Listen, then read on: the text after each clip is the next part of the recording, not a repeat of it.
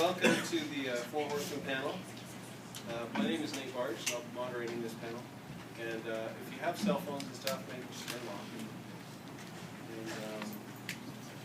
And do we really need to do like introductions here? Who does not know who the Four Horsemen are?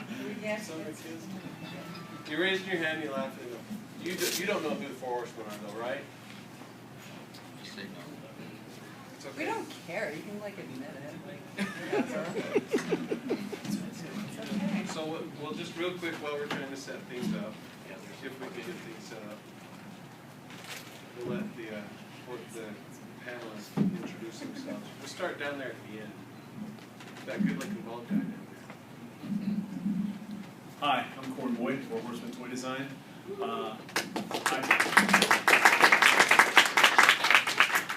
I just walk around the shop and sing all day. I don't really do anything. Sherri Lynn Cook. I paint, prototype painter, index paint. Princess of Paint. Recently dubbed Den Mother. Oh, She yeah. keeps us all in line. Do I look like a freaking mother? I'm sorry. Thanks. She keeps us in line. Shane Dittsworth, I mold, cast, and whatever else needs to be done. And chew lots at the back. Yeah. That's who Yeah. Woo! Tobacco! Tobacco. Good for you. Yeah. Jim Preziosi. I do a lot of fabrication work and stuff like that, painting.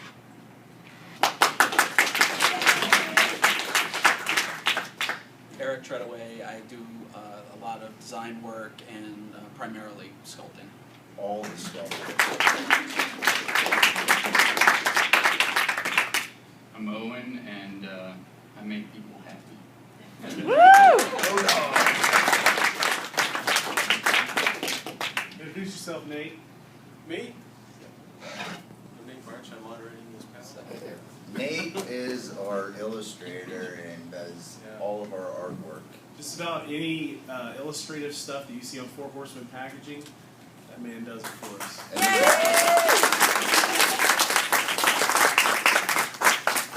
I'm very blessed and lucky to have good friends. Also, Nate's worked closely with us as well on the design of the Castle Grayskull play set and the Icon Heroes statues as well. So not only on the Four Horsemen stuff, but he's in on the Masters of the Universe with us as well. Yeah. There's, been privy to a lot of fun things that are coming up, and I hope everything goes well for Masters of the Universe, because there's some really cool stuff coming down. So if you supported 2014, awesome. Support 2015 too. 2015's looking good, everybody. We've seen the lineup, or at least the proposed lineup. It looks good.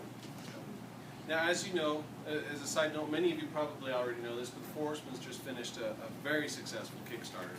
Yeah. Huge success. While we're still booting any of this up, do any of you want to talk to some of that, or what was your response in the studio? Like, what happened the day of the We had a pizza Kickstarter party the finished? day after.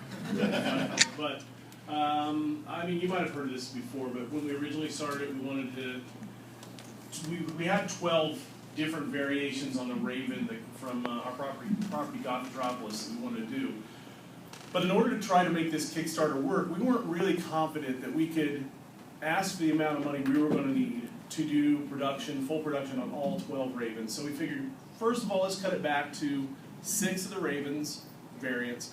And if we got enough funded for those 6, maybe we could one by one add in 1 or 2 more, and maybe eventually reach all 12 Ravens that we put into production by the end of the Kickstarter campaign. Well, so we were asking for $65,000. It's a lot of money, and we know that, people looked at that and thought, wow, $65,000, it's a lot of money. That was going to cover the production of the figures, it was going to cover the tooling costs, and it was going to cover all the shipping from the factory to our studio. And and we were barely, just looking at that, it looked like we might break even if we did that, but we wanted to take the risk. We wanted to get these out there in the hands of fans, and we just could not do it on our own. So in the first 57 hours, we blew right past that $65,000. I shed a tiny little tear. And then over the course of Comic-Con weekend, we had fully funded all 12 of the Ravens, and we're moving towards add-ons like wings and bone wings and a base and all kinds of other stuff. And it finally ended up, we netted over $300,000. A lot more than we, and I shed 2 little tears. And then we had a pizza party. Any of you who backed us, thank you very much. Any of you who promoted us, thank you very much. And even if you just thought about it, thank you. Next time, get in on it. We were talking at the shop that if we could get to that 65,000 by the end of the week, wondering if that was actually going to happen or not. Yeah. And it was just amazing to see the pledges coming in. I don't think anybody expected that much. In the first 20 minutes, my son was calling me on the phone saying, I was driving home with my wife, and he's calling me on the cell phone going, "Are you watching this? This is going to blow up. You guys are going to kill this." I was like, "Calm down. It's just starting. We'll probably get a couple $1,000s today." And within 3 days, we'd blown past our initial record, and he was right. So I invited him to the pizza party, but he lives in Michigan, and we're in New Jersey, so it's city. Very cool. Is there for those that didn't back the figures on Kickstarter, would they be able to still get in on those? Because you've seen the prototypes. Some of the prototypes are here. And I know a lot of people have asked, can I still get in on it? Right. There were only 2 items on Kickstarter that were exclusive to Kickstarter. One is the Black Raven Battle Pack. It included a Screaming Raven head, a black Screaming Raven head, the Raven Battle Helmet, and the Blood Sword, or what? Blood Saber? The Blood Saber, which is the sword that they'll get. Just the Black Raven version of that was exclusive on Kickstarter. We will have other versions of that available. And Minotaur the Duck, it's kind of the mascot of this whole thing, was exclusive to Kickstarter. So you won't be able to get those anywhere else. Maybe in some future alternate versions of those, but not what was available on Kickstarter. But in spring 2014, all the Ravens variants will be available on storehorsemen.com. So you'll be able to get them there if you missed out on Kickstarter. And even if you didn't and you want to buy more, they're there for you. Nice. Awesome. We're getting dangerously close to being able to hook this up. What? So, we're going to do song and dance. We're going to do, who wants to see the song and dance? No.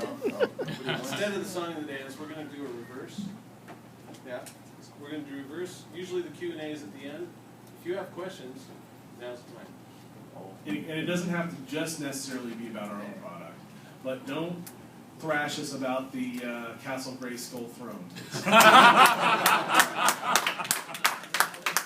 Yes, sir. Go ahead. Oh, you don't have a question now? When you guys eventually get to Snake Mountain, is this going to be a straight up vintage, or do you think you're going to do a nice combination of filmation? I like that you said when, not if. Yeah, thank you.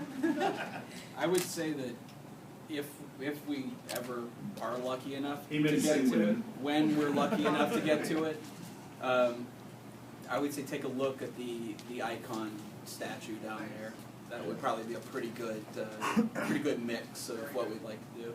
That was awesome. On your feedback from here, would you pay the same amount for a Snake Mountain that you're going to have to pay for Grayskull, or would you be wanting to pay more? Do you want to pay less? This isn't necessarily for us, but I mean, it might help the town. Yeah, no, yeah. It's a good question. Providing the fact that it's, like you said, like the icon, I personally pay a little bit more. Like maybe $350. Just with like the cost of resources and everything, it's probably gonna be more expensive. So yeah, I'd pay more. Yeah, I'd pay more. How big should we do the design sheets? Because knowing that they're going to shrink them. Yeah, let's get this straight from out Skeletor right has to be now. able to walk through the snake. Yeah. Skeletor has to be able to walk through the snake. Ideally, like 6 foot by 6 foot. Wow.